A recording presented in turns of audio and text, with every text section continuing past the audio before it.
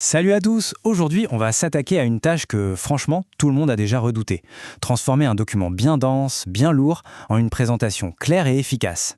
Et on va voir comment l'intelligence artificielle peut nous sauver la mise et nous faire gagner un temps fou. On connaît tous cette situation, pas vrai? On a ce PDF de 20 pages, ce mémoire, cet article de recherche, et il faut absolument en tirer une présentation PowerPoint pour demain.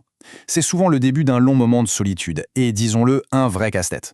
Eh bien, la bonne nouvelle, c'est qu'il existe des solutions. Dans cette analyse, on va passer au crible 5 outils d'IA, tous gratuits, qui promettent de faire ce travail ingrat en quelques minutes à peine. On va décortiquer leurs avantages, leurs limites, et surtout, voir comment s'en servir au mieux. Allez, on plonge directement dans le vif du sujet. On commence avec le premier outil de notre liste, celui qui est un peu considéré comme le plus pro du lot, Plus AI. Alors, pourquoi on l'appelle le professionnel? Tout simplement parce que Plus AI est vraiment doué pour traiter des contenus académiques ou scientifiques. Son super pouvoir, c'est sa capacité à comprendre et à respecter des structures logiques complexes. Et ça, pour ce genre de document, c'est juste essentiel. Le processus en lui-même est d'une simplicité déconcertante. On prend son document, Word ou PDF, on le télécharge. Et là, l'IA fait son travail. Elle scanne tout, elle repère les titres, les paragraphes, la hiérarchie de l'info. À partir de là, elle propose un plan, elle résume le contenu pour chaque diapo et elle met même tout ça en forme. Bon, regardons ça de plus près. Du côté des points forts, c'est clair. Il est parfait pour le contenu académique, il respecte vraiment la logique scientifique et en plus, il saut des diapos plutôt propres visuellement dès le départ. Maintenant, les limites. Évidemment, la version gratuite a ses contraintes, c'est le jeu. C'est souvent une porte d'entrée vers la version payante. Et puis, il faut savoir qu'il est souvent intégré à l'écosystème Google Slides. Et voilà le conseil à retenir si on veut utiliser Plus AI. C'est une règle d'or. La qualité du PowerPoint à la fin dépend directement, mais alors directement, de la qualité de la structure du document de départ. Des titres clairs, des sections bien délimitées. C'est ça qui va permettre à l'IA de faire un travail vraiment pertinent. Ok, on change de registre maintenant. On passe à un trio d'outils qui, eux, misent tout sur la vitesse et la simplicité. C'est pour ceux qui ont besoin d'un résultat là, tout de suite. Alors, ici, on a 3 options pour aller vite. Le premier, c'est Magic Slides. Lui, c'est le sprinter. Il peut transformer un article en présentation basique en moins d'1 minute. C'est assez bluffant.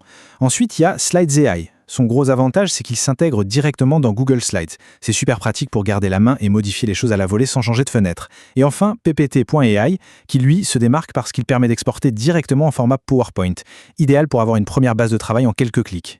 On termine notre tour d'horizon avec le dernier outil, qui est un peu à part. C'est un véritable spécialiste avec une mission très précise.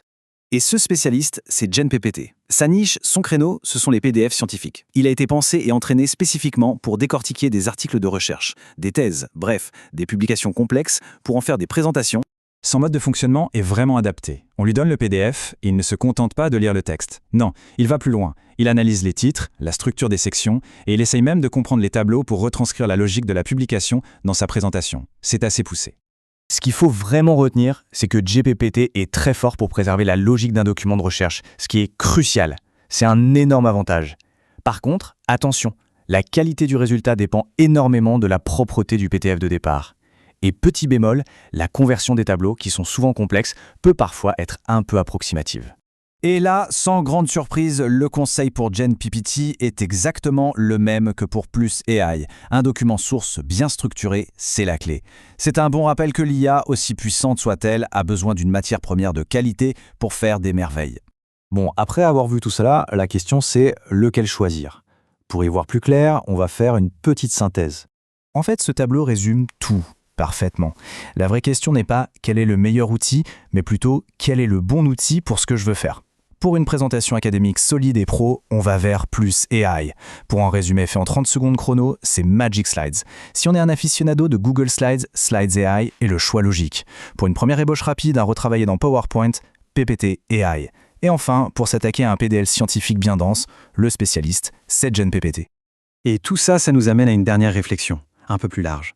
Si l'IA s'occupe de la structure, de la synthèse, du gros du travail, que nous reste-t-il ? Où est-ce que la créativité humaine peut encore briller ? Eh bien, c'est peut-être dans la narration, dans la manière de raconter l'histoire derrière les données, et dans la connexion qu'on crée avec le public. C'est là que notre valeur ajoutée reste et restera sans doute irremplaçable. C'est une pensée intéressante pour la suite.